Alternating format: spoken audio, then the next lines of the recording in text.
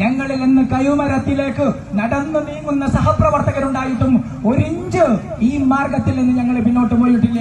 മോഡി ഗവൺമെന്റിന്റെ എല്ലാ സംവിധാനങ്ങളും ഉപയോഗപ്പെടുത്തി ഞങ്ങളെ എല്ലാ സ്റ്റേറ്റുകളിലും വേട്ടയാടിയിട്ടുണ്ട്. പ്രിയപ്പെട്ടവരെ, ഞങ്ങൾ ഇന്നലകളിൽ പറഞ്ഞ അതേ രാഷ്ട്രീയ മുദ്രാവാക്യമാണ് ഇന്നും പൂയിത്തലയുടെ മണ്ണിൽ വന്നുകൊണ്ട് വിളിച്ചു പറയുന്നത്. RSS ഈ രാജ്യത്തിന്റെ ശത്രുവാണ്. RSS ഈ രാജ്യത്തിന്റെ ജനാധിപത്യത്തിന്റെ ശത്രുവാണ്. RSS ഈ നാട്ടിൽ അവർണരുടെ ശത്രുവാണ്.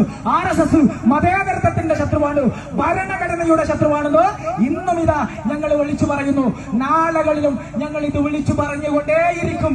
എന്റെ നാട്ടിലെ പ്രിയപ്പെട്ട ഒരു കാരണവർ പറഞ്ഞത്, നിങ്ങൾ മുൻപൊക്കെ വാഹനജാഥകളിലൂടെയാണ് ഇത് വിളിച്ചു പറയാറ്. ഇന്ന് നിങ്ങൾ ഇത്രമേൽ ഭീകരമായ ഭരണകൂട ഭീകരത നിലനിൽക്കുമ്പോഴും നിങ്ങൾ നടന്നിട്ടാണല്ലോ മക്കളെ പറയുന്നത്.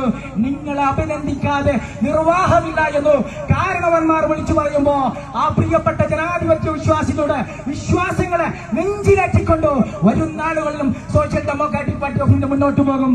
ഇതൊക്കെ ഇത്തരം ഭരണകൂട ഭീകരതയൊക്കെ ഞങ്ങളിൽ അടിച്ചേൽപ്പിക്കുമ്പോ RSSകാരൻ കരുതുന്നുണ്ടാകും ഞങ്ങളൊക്കെ എല്ലാം അങ്ങ് മറന്നു ഞങ്ങളങ്ങ് പോകുമെന്ന്. ഞങ്ങള് ജനകീയമായ പ്രതിരോധങ്ങളിൽ നിന്ന് ഒരിഞ്ച് പിന്നോട്ട് പോകില്ല. അത് ഭൂയിത്തലയിലായാലും കേരളത്തിലായാലും ഉത്തരേന്ത്യയിലായാലും ഇന്നലകളിൽ ഞങ്ങൾ എന്താണോ ജനാധിപത്യ സമൂഹത്തോട് പറഞ്ഞത്, നിർഭയ രാഷ്ട്രീയത്തോടുകൂടി RSS എന്ന് പറയുന്ന നപുംസകങ്ങളെ ജനകീയമായ പ്രതിരോധിക്കുന്നതിന് വേണ്ടിയുള്ള ജനാധിപത്യ പോരാട്ടമാണ് ഇന്ത്യ രാജ്യത്ത് വേണ്ടത് എന്നാണ് ഇന്നലകളിൽ പറഞ്ഞത്. എങ്കിലും ഇന്നും പറയുന്നത് അത് തന്നെയാണ്.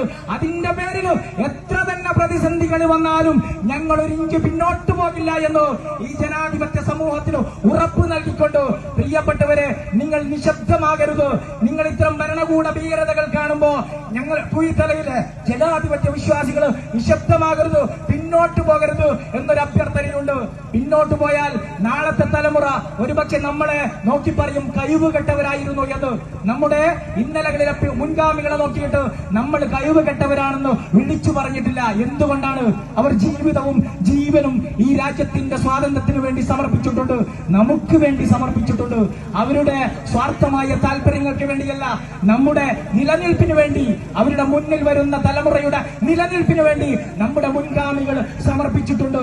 പ്രിയപ്പെട്ടവരെ, ആലി മുസല്ലിയാറും മുർഖാലിയും ഷഹീദെ മില്ലത്ത് ടിപ്പു സുൽത്താനും ഭഗത് സിംഗും ഒക്കെ നമുക്ക് ചരിത്രമായി നമ്മുടെ മുന്നിലുണ്ട്. ആ ചരിത്രം ആവർത്തിക്കാനുള്ളതാണ്. വരും തലമുറ നമ്മെ നോക്കി കഴിവ് കെട്ടവരെന്ന് പറയാതിരിക്കണമെങ്കിൽ നാളുകളിൽ ഈ ഫാസിസ്റ്റുകൾക്കെതിരെ നിലപാടുള്ളവരായി, ആർജവമുള്ളവരായി, നീതിയോടൊപ്പം നിൽക്കുന്നവരായി, അയ്യൂരിലെയും പൂയിത്തലയിലെയും നല്ലവരായ